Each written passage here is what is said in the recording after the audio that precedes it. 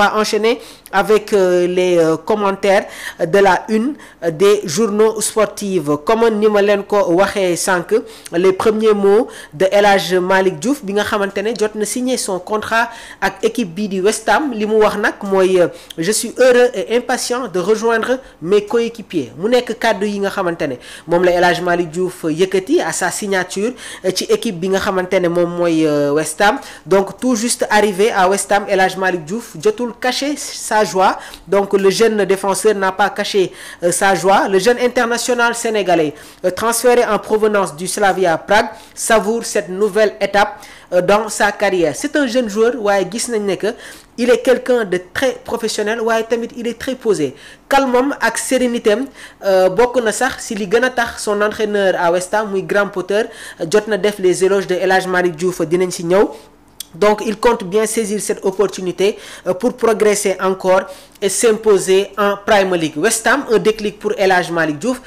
Si il fait de bonnes saisons ci équipe bi di West Ham, c'est sûr que équipe yi nga xamante ne ñoom ñoo nekk dans les top 3 dans les grands championnats dinañu ñëw jéem a attirer wu les services de l'international sénégalais. Donc le défenseur sénégalais El Hadj Malick Diouf jot na engagé wu officiellement avec West Ham après un transfert bi nga xamante ne estimé nañ ko à 19,1 millions de livres sterling assorti de 4,3 millions d'options bonus. Donc le latéral gauche de 20 ans arrive en provenance du Slavia Prague où il a été l'un des artisans majeurs du titre de champion de République tchèque la saison dernière. Je suis vraiment très heureux d'être ici et de faire une progression pour ma carrière. J'ai hâte de travailler dur et de rejoindre mes nouveaux coéquipiers, a confié le latéral gauche de 20 ans de l'équipe nationale du Sénégal.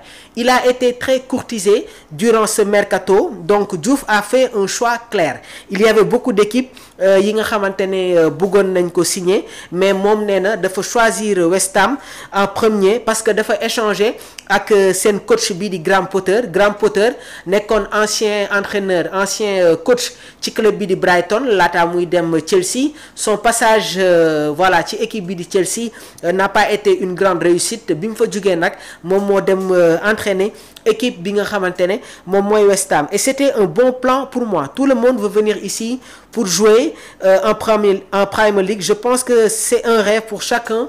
Une fois qu'on y est, on veut tous bien faire. Donc mu nekk kaddu yi nga xamante ne moom la El Hadj Malick Diouf yëkkati concernant tamit les explications yi nga xamante ne mi ngi ko doon apporter à sa signature avant de conclure avec un message d'engagement à l'endroit de ses nouveaux supporters. Kaddu yi nga xamante ne El Hadj Malick Diouf yëkkati na ko jëmale ko sur les supporters des Hammers mooy je veux dire aux fans de West Ham que je suis très heureux d'être ici avec eux. Je pense qu'on va faire une très bonne saison cette année. Mu nekk kaddu yi nga xamante ne moom la yëkkati. Donc équipe West Ham bi la fois dernière jot naa leen évoquer joueurs yi nga xamante ne ñi ngi bokk ci bile équipe. Déjà ils se sont renforcés la saison dernière maanaam saison 2024-2025 bi jot nañu renforcer wu avec les arrivées de Mavropanos, Todibo en provenance du OGC Nice ak ki nga xamante ne tamit moom mooy Max Kilman nekkoon ni tamit ancien capitaine ci équipe bi di Wolverhampton.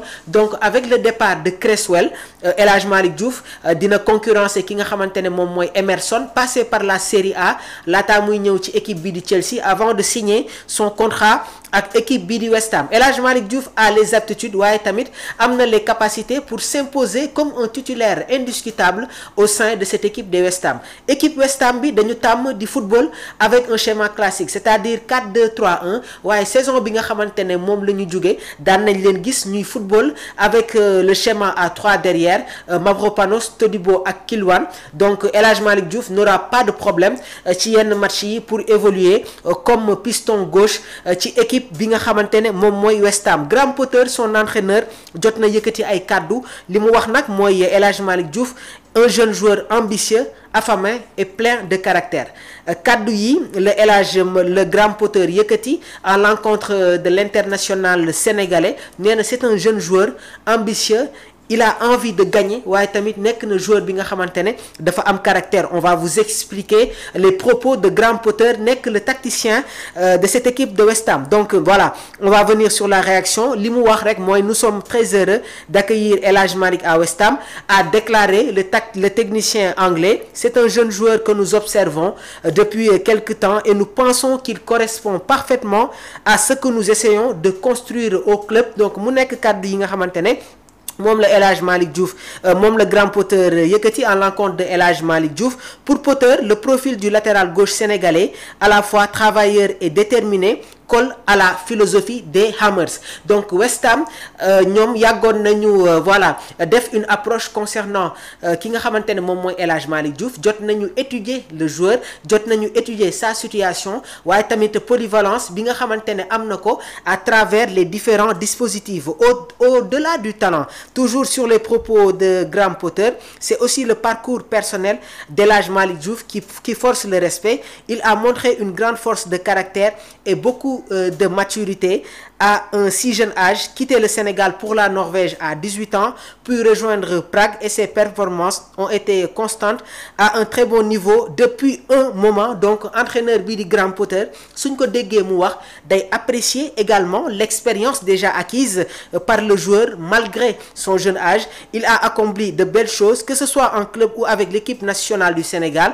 S'il reconnaît que le passage en Premier League représente un défi de taille, Graham Potter ne doute pas de la capacité du joueur de 20 ans à s'adapter. Ce championnat sera un défi pour El Hadj Malick Diouf, mais je peux vous dire qu'il est vraiment excité par cette opportunité et déterminé à avoir un impact positif, que ce soit pour le club ou pour les supporters, avant de conclure qu'il est un jeune affamé et ambitieux. Mu nekk ay kàddu yu am solo trop yi nga xamante ne Graham Potter yëkkati na ko en l'encontre de El Hadj Malick Diouf. Il y aura la pression parce que déjà West Ham su ñuy jouer à domicile, il y a une pression extraordinaire waaye tamit am na benn atmosphère bi nga xamante ne mi ngi régner ci club bi. Donc une très bonne destination pour El Hadj Malick Diouf qui va s'imposer dans cette équipe de West Ham et faire partie des meilleurs défenseurs gauche de la Premier League. On l'espère tous. Suñu jugee foofu tamit, on va toujours rester avec le commentaire de la une des journaux sportifs. Donc tey soo leen xool xët la yéenekaay yépp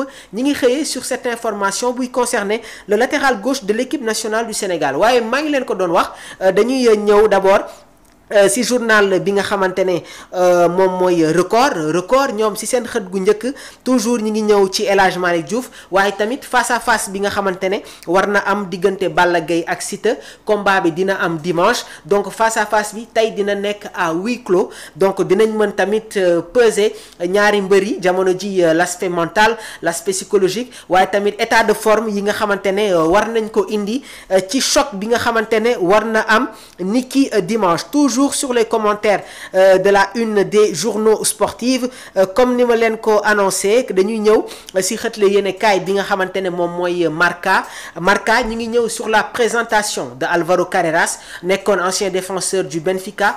On va vous expliquer les derniers détails waaye tamit les dernières informations yi nga xamante ne mi ngi tourner autour de la signature de Alvaro